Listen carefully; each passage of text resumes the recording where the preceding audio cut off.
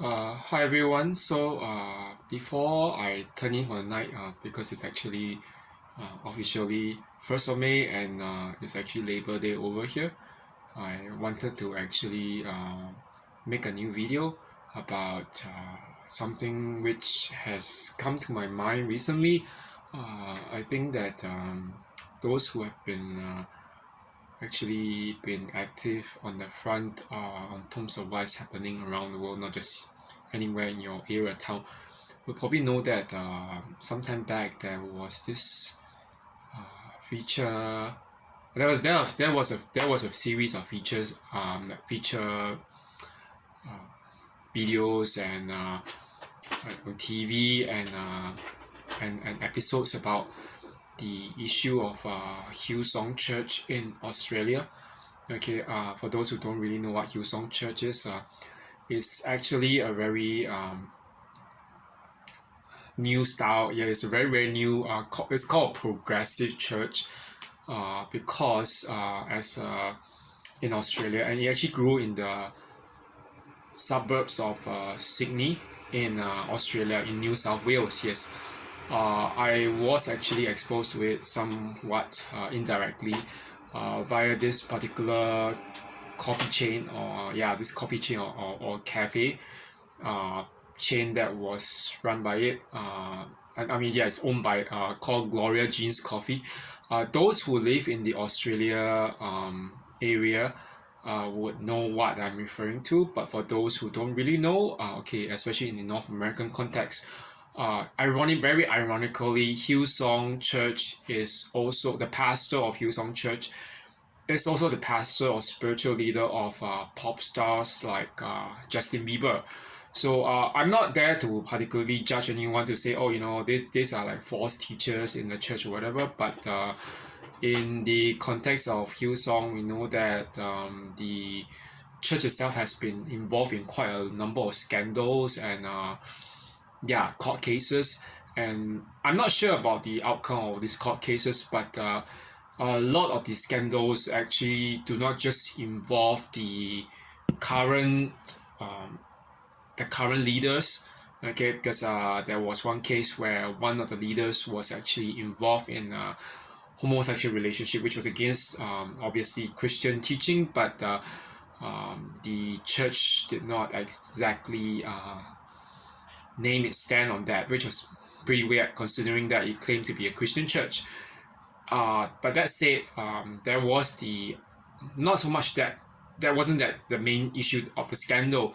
The scandal was actually it has to do with the founder, okay, Brian Houston, whose father actually before him was involved as a groomer and yeah and pedophile groomer because his father had actually sexually molested quite a number of girls and even possibly a young boy, yeah, at the age of 13.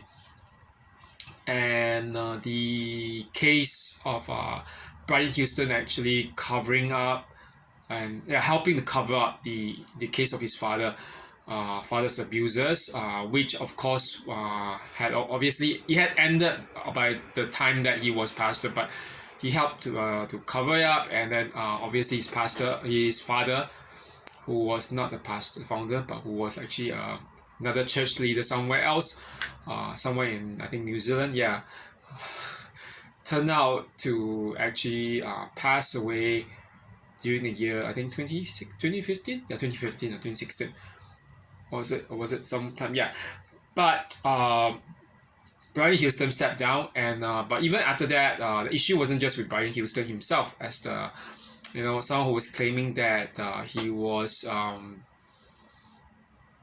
being framed. Yeah, you see that it was being framed, and on top of that, there were other issues such as some of their church not the members but the leadership, who were doing similar things, such as like there were female members of the Bible College, Hillsong Bible College, claiming that the leaders or the pastors were sexually and physically inappropriate with them. I shan't name those exact abusers, but part of it involve touching the women without consent, or showing themselves the lower half, and pushing beyond the boundaries of what is actually appropriate for a pastor or youth leader, or even a Bible teacher. So and it has been brought to the attention of the law actually, and they are still actually prosecuting or investigating all this. And Brian Houston himself is also being prosecuted, not just investigated, he's prosecuted since last year, and I'm actually waiting to see the verdict, because why I'm actually mentioning all this is because there is one particular verse which I would say is actually a very popular verse in the Bible, used not just by Christians but even by non-Christians. Guess what the verse is? It's a very, very popular verse, and I believe that everyone will remember this verse. Judge not, lest you be judged. Okay, so and why is it such a popular verse? And what are the ramifications of using this verse? Okay, it's very often used by not just religious people but even non-religious people to justify certain things, as refusing to judge the actions of someone, such as an abuser.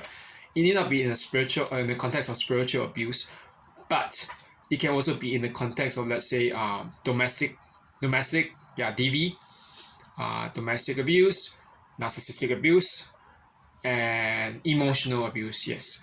So the question is, you know what? We should never judge someone by that verse. But which is kind of ironic, because if we were to look at the context of that verse, the verse is very exact. In the context of that verse, judge not lest you be judged. Jesus was saying, he wasn't saying leave your brains at the doorstep of church or leave your brains aside. He wasn't saying that. When he talked about judgment, he was talking about refraining from judging to condemn someone, because in the later part of that particular verse, he mentioned that, what's the point of saying to your brother or someone that you know that he has a speck of wood, like a speck meaning that little bit of wood in his eye, when you have a plank, which is way bigger, obviously. So you shouldn't, in a very metaphorical sense, a figurative sense, Jesus was saying that if you say that your brother has some fault, okay, make sure that you're not guiltier or that you have a bigger fault, okay. So he's not saying that don't judge. He's just saying that don't be guilty of what you accuse other people of being guilty of. And if we were to look at the Bible, there's a thing that happens when we things are always lost in translation, and when, of course, this Bible that we use in churches are mostly in English. Us being English speakers, and the one thing that we just think is, judgment is just there's one kind of judgment. No, there are many kinds of judgment. For example, there's also a judgment of discernment, know whether something is right or wrong, something is good or bad for you. And obviously the Bible is very clear about some things. There's also the word the word to discern, to rightly divide between different things. And I'm not speaking to a religious crowd itself as well, but I'm speaking to a very like a diverse group here in my channel. So I'm especially addressing those who have lagged behind their abusers.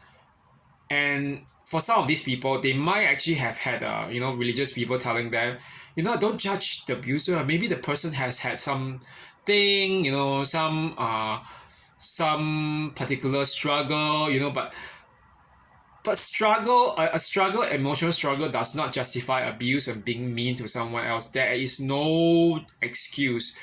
And so, you can't use that kind of verse to say that we don't judge someone, because in many other verses, it's not just Jesus, but it's actually, the disciples as well. They were talking about the need to judge, know whether someone is actually teaching something right or doing something right, and examining there are all these different verses. So if you were to just use that one statement as a blanket statement, say that don't judge anything, don't discern anything, it doesn't make sense. Okay, so I hope that this actually kind of actually makes it easier for us to understand that, you know, that actually there's a danger when we become so literalist to the point that we don't read for context. We don't read for context anymore. We think just about the literal what the one verse says out of the context, and everything becomes so it becomes very black and white thinking, and which makes us no different from the abusers. That's where, like religious people, sometimes religious people actually abuse other people in the name of their faith or their God or the scriptures, and it shouldn't be the way. Okay, so which brings us back to the thing, that we should always judge. We should judge abusers for what they do, not just to us but to other people. And I say judge. It means that we should divide and distinguish ourselves from them. Okay, I'm doing this very clearly. They are not the good people. It is very obvious. Okay, there's nothing justified about their abuse. Nothing whatsoever. Okay, so don't ever use that verse, okay, to claim that we can't judge abusers, because it's not the right context, it's not the right application. Okay, so that's it anyway for now. I hope everyone has a good day tomorrow. For those who are not having a holiday tomorrow, either way, I just hope you have a good week. Okay, that's it for now. Okay, bye bye.